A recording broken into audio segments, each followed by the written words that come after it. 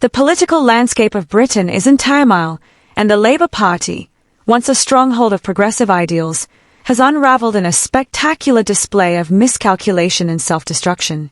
With power grabs, electoral manipulation, and blatant disregard for democratic processes, Labour's once untouchable grip on British politics has slipped into the hands of its rivals, primarily due to a catastrophic series of decisions made by Deputy Prime Minister Angela Rayner. What is happening here is not merely a party faltering, it is a stark warning about the dangers of hubris, of a party that has lost its way and its commitment to the people. The actions of Angela Rayner were, at first glance, framed as pragmatic administrative measures necessary to ensure long-term reform. However, the truth soon became apparent. This was no effort to improve governance, but a thinly veiled attempt to stifle political opposition. Rayner's decision to postpone local elections in 9 Conservative-controlled councils was initially justified under the guise of necessary devolution reform. Yet, it quickly became clear that the very areas most affected by the postponement were precisely those where Reform UK, a growing political movement, stood to gain ground. The move was not a step toward more efficient government, it was a calculated effort to rig the playing field in Labour's favour. In a desperate attempt to protect her party's dominance, Rayner effectively blocked the democratic process, a decision that raised eyebrows across the political spectrum. This is the heart of the matter. The Labour Party, which once prided itself on standing up for democracy, was now systematically undermining it for its own gain. When did this party, founded on principles of fairness and equality, become so comfortable with the manipulation of electoral processes? The backlash to Rayner's actions was swift and unforgiving. Nigel Farage, always eager to seize upon the weakness of the established political order, did not hesitate to accuse Rayner of blatant electoral interference. He was not alone in his criticism. Across the political spectrum, politicians, pundits, and everyday citizens alike decried the decision as a shameful power grab. The irony of a party that had once fought for the working class now fighting to hold on to power at any cost was not lost on anyone. Rayner's attempt to justify her move only deepened the sense of betrayal.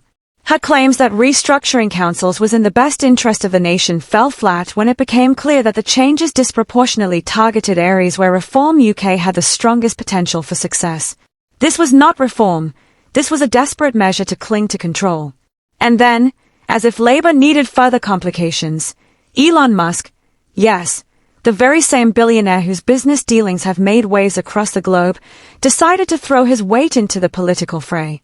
Musk, with his disdain for traditional institutions and his penchant for shaking up the status quo, aligned himself with right-wing movements in Europe, sending a clear message that he considered the UK's Labour Party a threat to the very fabric of Western democracy. His influence in the UK's political landscape was swift, and it only added fuel to the fire ignited by Rayner's actions. Farage seized this moment of disarray and rallied the growing forces of Reform UK, positioning himself as the leader of a movement to save democracy from Labour's increasingly authoritarian tendencies. The repercussions were profound. As Labour's internal polling revealed catastrophic losses of public trust, it became painfully clear that their electorate was no longer buying into their message. Voters in Labour strongholds, once loyal to the party, were turning their backs, disillusioned by economic mismanagement, the unchecked flow of immigration, and now, their blatant attempt to suppress democratic elections. In the face of this growing discontent, Labour's leadership sought to dismiss these concerns as merely the paranoia of right-wing hysteria, but the damage was already done. The people had spoken, and they had turned away from the party they once supported. Labour's arrogance, specifically, their leadership's inability to recognize the gravity of their actions, proved to be their undoing. Instead of responding to the mounting criticism with humility, they doubled down. Rayner, once considered an unshakable force within the party, found herself at the center of a legal and political storm, unable to defend her actions against the relentless tide of opposition. The fact that Labour, with all its resources and influence, failed to see the consequences of their actions only underscores their disconnect from the very people they claim to represent.